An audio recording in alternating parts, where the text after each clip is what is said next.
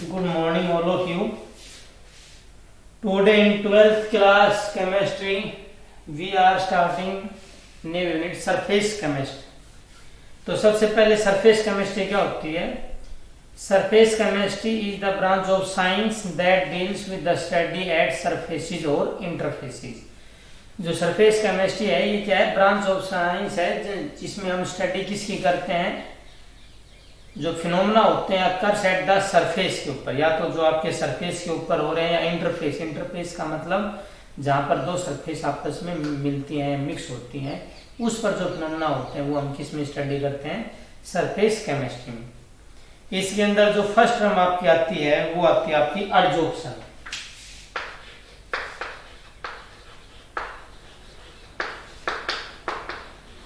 देखो, एक होता है एब्जॉर्प्शन, एक होता है एडजॉर्प्शन. मेन डिफरेंस क्या है? एडजॉर्प्शन है वो सरफेस फिनोमेना होता है और एब्जॉर्प्शन आपका AB वो आपका बल्क फिनोमेना होता है. तो फर्स्ट हम एडजॉर्प्शन की डेफिनेशन जो हम नोट करने जा रहे हैं, तो इसके अंदर क्या है? एडजॉर्प्शन क्या होता है? The accumulation of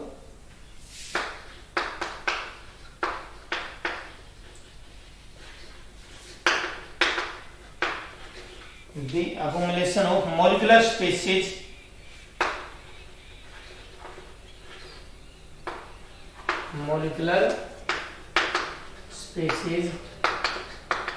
at the surface. The accumulation of molecular species at the surface rather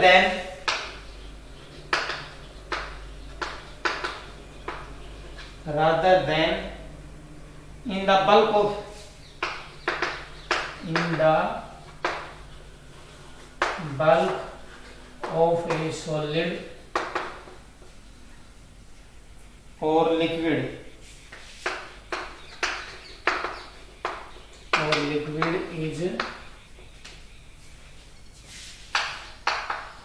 is termed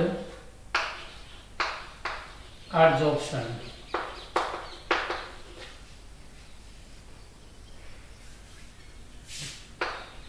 इस टर्म एडजॉर्प्शन. इसमें भी दो टर्म आपके आते हैं. एक तो होता है आपका एडजॉर्बेट होता है और एक होता है आपका एडजॉर्बेंट. ये भी डिस्कशन करेंगे. तो सबसे पहले हम डेफिनेशन किसकी करते हैं? डिफाइन किसको करते हैं? एडजॉर्प्शन. तो एडजॉर्प्शन में क्या था? The accumulation of molecular species. Accumulation का मतलब इकट्ठा होना. मोलिकुलर स्पीशीज जैसे H2N2 को या कोई भी एट द सरफेस के ऊपर rather then in the bulk of A solid और लिक्विड. किसी सॉलिड या लिक्विड के बल्क का मतलब उसकी कंप्लीट में होने के बजाय सिर्फ सरफेस के ऊपर इन चीजों का इकट्ठा होना. Only surface. जैसे ये मेरा हैंड है, तो अगर कोई चीज यहाँ इसकी सरफेस पर एब्जॉर्ब हो रही है, ना कि पूरे हैंड के में, तो वो क्या कहलाता है? Rather then in the bulk, या कोई भी सॉलिड या लिक्विड की बल्क में होने की बजाय ओनली सरफेस में, वो क्या कहलाता है? आपका एडजॉर्प्शन. इसमें दो टर्म आते हैं, एक एडजॉर्बेट और एडजॉर्बेंट. जो सब्सटेंस एडजॉर्ब हुई है, जो चीज जैसे आपकी क्या हुआ है, जो species which are accumulate, the species which are accumulate at surface. Adsorbate किसको कहेंगे? जो स्पीशीज उसके ऊपर अकुमुलेट हुआ है वो तो क्या कहलाएगा? एडजॉर्बेट. और एडजॉर्बेंट जिस चीज के ऊपर वो चीज अकुमुलेट हुई है वो क्या कहलाएगा? The substance on which the surface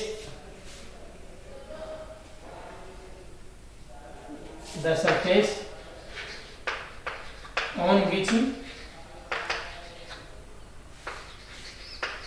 adsorption takes place. Adsorbent किसको कहेंगे? जिस सरफेस के ऊपर आपका एडजॉर्प्शन हुआ है उसको क्या बोलेंगे? एडजॉर्बेंट. और जो चीज एडजॉर्ब हुई है वो तो क्या कहलाएगी? आपके एडजॉर्बेट. देखो, जैसे यहाँ सपोज आपके कुछ ये डस्ट के पार्टिकल इकट्ठे हुए हैं, तो डस्ट के पार्टिकल तो हो गए एडजॉर्बेट, और ये जो हैंड है ये आपका हो गया एडजॉर्ब बैंड। इसका हम एग्जांपल ले सकते हैं, gas molecule like O2Cl2 are concentrate at the surface of charcoal. इसका हम एग्जांपल क्या ले सकते हैं, जैसे गैसेज है आपकी H2 है, Cl2 है, O2, ये कहां पर होती है, eight the surface of charcoal. ठीक है, तो ये था आपका एडजॉर्प्शन के बारे में। नेक्स्ट होता है डिसॉर्प्शन।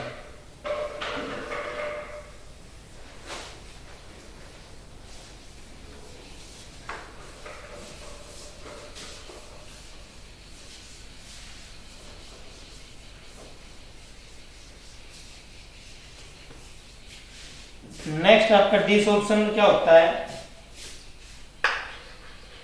डिसॉर्प्शन। डिसॉर्प्शन क्या होता है, the process of removing an adsorbed substance, the process of removing an adsorbed substance, the process of removing an adsorbed substance from a surface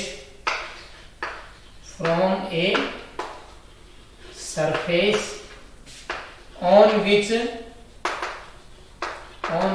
it is adsorbed is called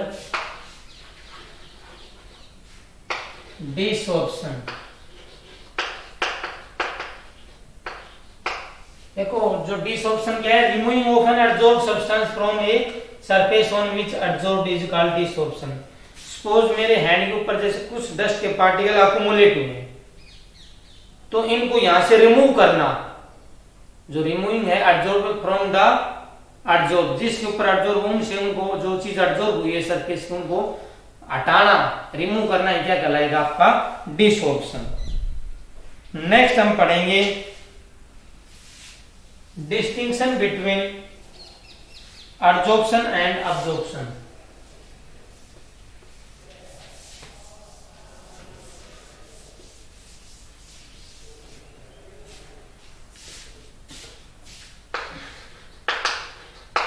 distinction between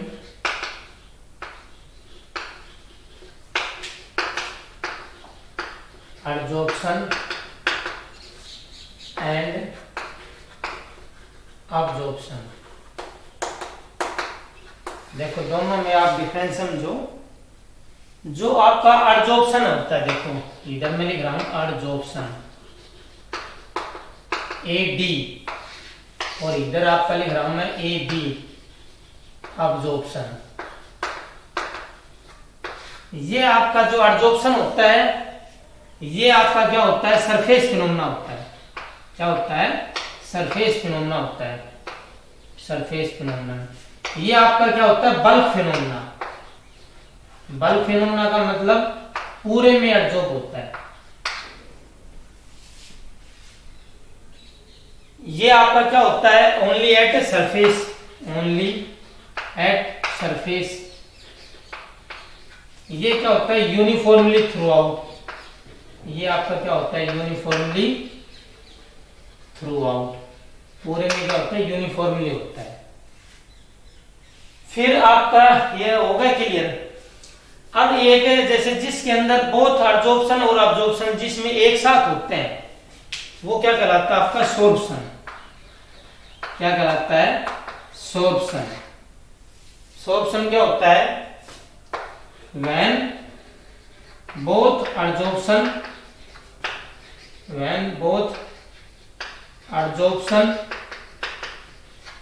and absorption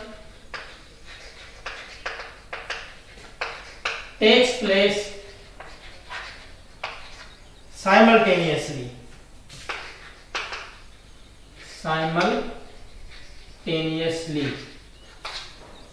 देखो मैंने क्या बताया था, आपका adsorption surface phenomena वो bulk phenomena होता है। ये केवल सरफेस पे होता है, ये यूनिफॉर्मली होता है थ्रू आउट। अच्छा, सोर्प्शन क्या होता है, जब आपका एडसॉर्प्शन और अब्जॉर्प्शन दोनों एक साथ होते हैं तो वो क्या कहलाता है आपका सोर्प्शन। जैसे हम कैसे करते हैं, for example when chalk is stick is dipped in ink, किसमें हम ऑब्जर्व कर सकते हैं, for example when chalk stick is dipped in ink. जब हम क्या करते हैं, जैसे इसको चाक स्टिक है, इसको हम क्या करते हैं, किसी इंक के अंदर डिप करते हैं, तो क्या होता है, जब किसी इंक के अंदर डिप करते हैं तो जो आपका कलर है वो तो इसकी सरफेस पे हो जाता है रिटेन, जैसे कोई भी इंक है, ब्लू है, ब्लैक है, और ये चौक अंदर से क्या हो जाता है, गीला हो जाता है, तो अंदर से वेट हो गया, वो तो अब्जॉर्प्शन की वजह से हो गया, और जो आपकी इंक है या जो कलर है वो सरफेस पे इकट्ठा हो गया, वो किसकी वजह से, एब्जॉर्प्शन की वजह से हो गया। क्या करते हैं, जब हम चाहे चौक स्टिक को किसी इंक के अंदर डिप करते हैं तो क्या होता है, जो इंक है वो इसकी सरफेस के ऊपर रिटेन हो जाती है, इस चौक की सरफेस के ऊपर रिटेन हो जाती है, और ये जो चौक है ये अंदर से क्या हो जाता है, आपका वेट हो जाता है, गीला हो जाता है, वो किसकी वजह से होता है, आपका एब्जॉर्प्शन की वजह से होता है, क्योंकि जो सॉल्वेंट के मॉलिक्यूल्स हैं वो अंदर तक चले जाते हैं, उसकी वजह से अंदर तक तो गीला हो जाता है एब्जॉर्प्शन, और एब्जॉर्प्शन की वजह से वो कलर है वो ओनली सरफेस पे रह जाता है। तो ये था आपका difference between absorption and absorption. Next जो हम करेंगे डिस्कशन, वो करेंगे मैकेनिज्म ऑफ एब्जॉर्प्शन।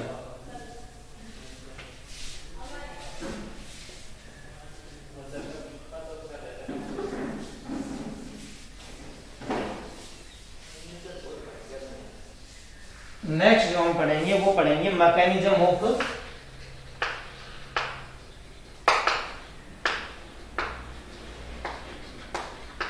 एब्जॉर्प्शन,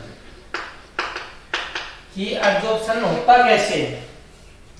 देखो एब्जॉर्प्शन कैसे होता है, जैसे ये सपोज आपका कोई भी इसके अंदर बीकर है, इसके अंदर जैसे ये आपका वाटर है या कोई भी लिक्विड है इसके अंदर,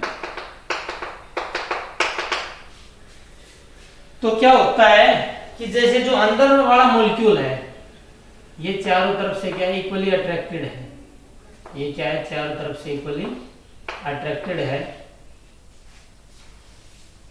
इसके जो फोर्सेस हैं अट्रैक्शन, जैसे चारों तरफ से इसको अट्रैक्ट करने वाले चारों तरफ से क्या बैलेंस है।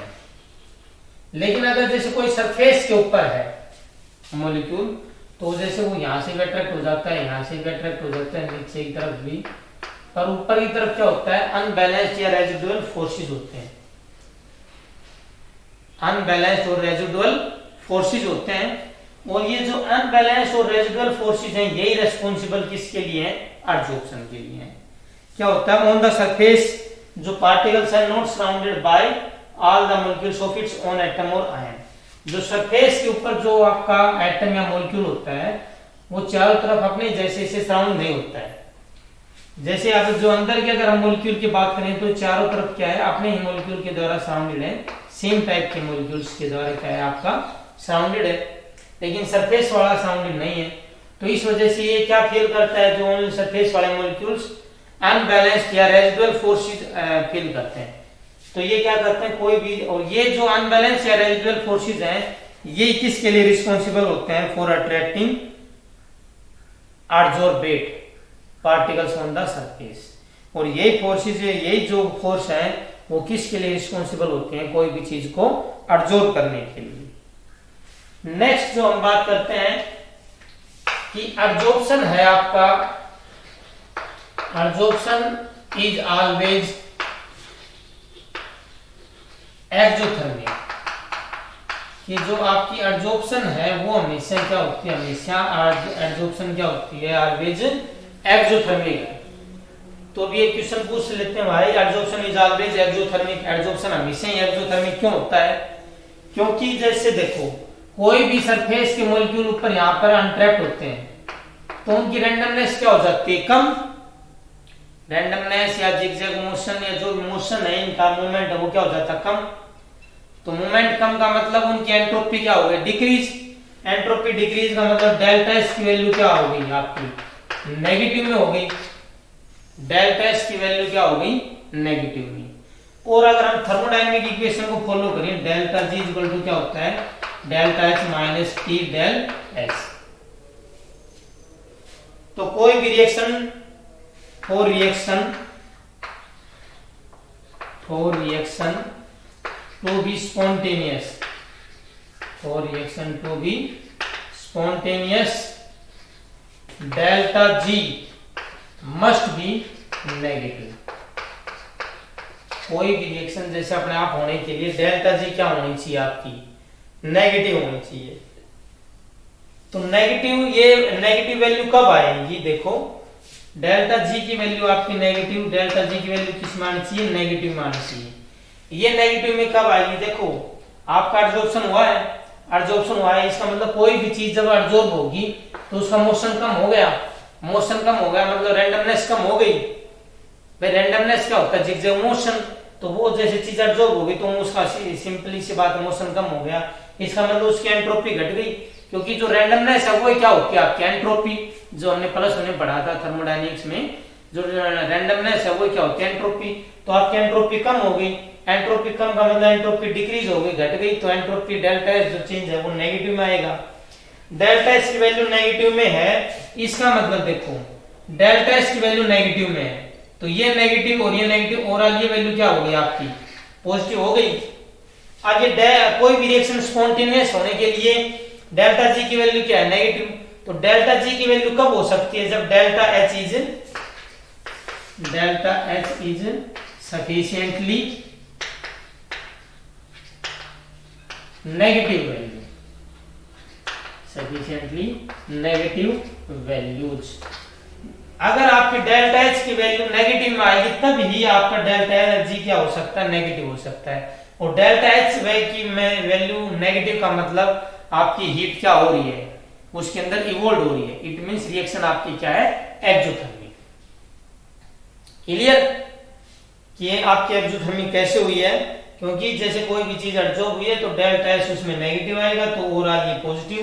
तो ये अगर ओवरऑल पॉजिटिव में है तो ये वैल्यू नेगेटिव तब आ सकती है, तब इसकी वैल्यू आपकी नेगेटिव में होगी, और ये हाईली सफिशिएंटली नेगेटिव होगा तभी आपकी डेल्टा जी। और ये डेल्टा एच की वैल्यू नेगेटिव है, इट मींस आपकी रिएक्शन क्या है, it means reaction is exothermic. आपकी रिएक्शन क्या है, आपकी रिएक्शन एक्सोथर्मिक। नेक्स्ट हम जो इसमें पढ़ेंगे टाइप्स ऑफ एब्जॉर्प्शन। नेक्स्ट जो हम इसके अंदर डिस्कशन करने जा रहे हैं वो है आपका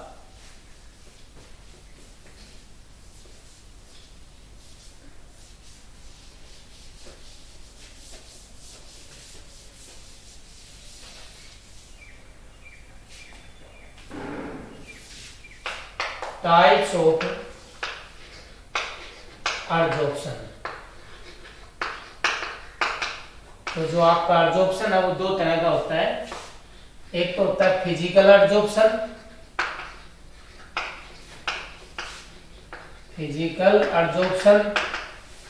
और हम इसको बोल सकते हैं फिजिसॉर्प्शन। और सेकंड आपका होता है केमिकल एब्जॉर्प्शन, और केमिसॉर्प्शन।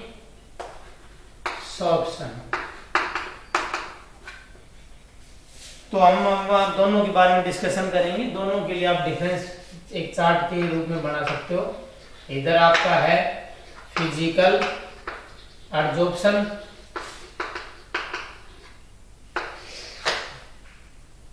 और इधर आपका है ये केमिकल एब्जॉर्प्शन। तो सबसे पहले हम पढ़ते हैं फिजिकल एब्जॉर्प्शन के बारे में। फिजिकल एब्जॉर्प्शन क्या कहता है, if the accumulation of gas on the surface of solid occurs due to weak van der Waals forces. अगर आपका if accumulation of gases if accumulation of gases on the surface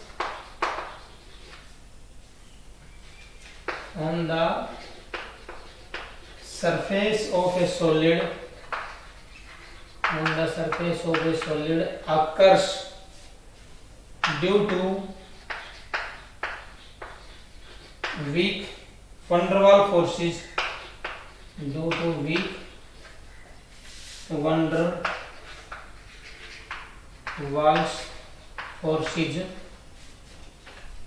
then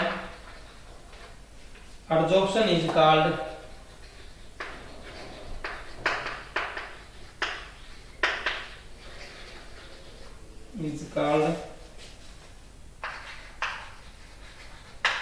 physical adsorption. क्या कह रहा है? If accumulation of gas अगर होते हैं किसी भी सरफेस के ऊपर due to weak van der Waals forces, जो force, then adsorption is called physical adsorption. और अगर आपका when the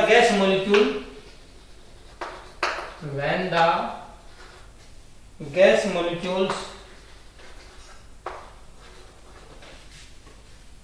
or atoms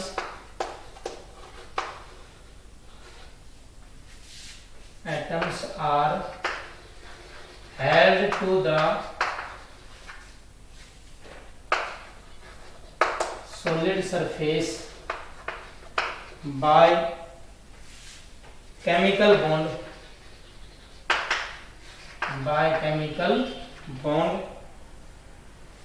then adsorption is called chemical adsorption। देखो, अगर आपके जो चीज ऊपर एडजॉर्ब हो रही है वो weak van der Waals forces से जुड़ी हुई है तो वो आपका फिजिकल एडजॉर्प्शन। इसमें आप अगर आपका solid surface through chemical bond से अगर कोई चीज सरफेस के ऊपर एडजॉर्ब हो रही है और वो क्या बना रही है, केमिकल बॉन्ड बना रही है, तब वो आपका क्या कहलाएगा, केमिकल एडजॉर्प्शन। इसके अलावा इसमें ये आपका क्या होता है, इट इज नॉट स्पेसिफिक, ये आपका स्पेसिफिक नहीं होता है। फिर कोमा, ये आपका रिवर्सिबल भी होता है। क्या होता है आपका, ये रिवर्सिबल भी होता है। And low enthalpy of adsorption, और एंथैल्पी ऑफ एडजॉर्प्शन क्या होती है, लो एंथैल्पी ऑफ एडजॉर्प्शन। और इसमें जो आपकी एंथैल्पी ऑफ एडजॉर्प्शन क्या होती है, लो होती है। ये आपका क्या होता है, इट इज स्पेसिफिक, ये आपका स्पेसिफिक होता है, कोमा नॉट रिवर्सिबल और and high enthalpy of adsorption.